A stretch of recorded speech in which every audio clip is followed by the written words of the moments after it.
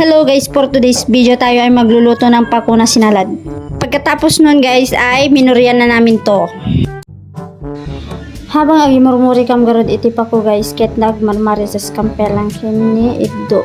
Amok nga mabayagan tayo nga agimura guys, iso nga impas forward ko.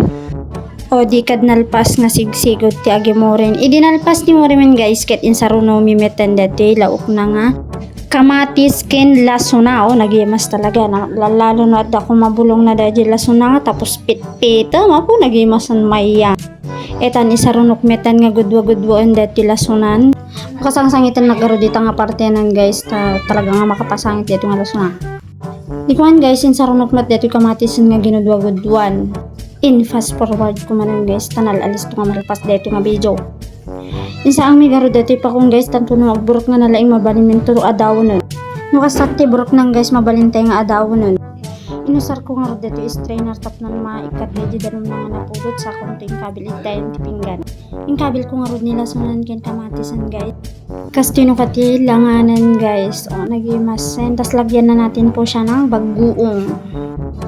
Nikantay nga rod ang tibagongan guys at nadanti raman na.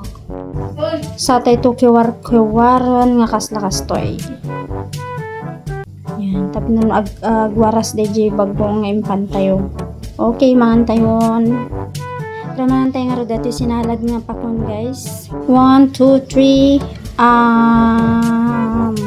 nagimasan di pa ko nga sinalad yan.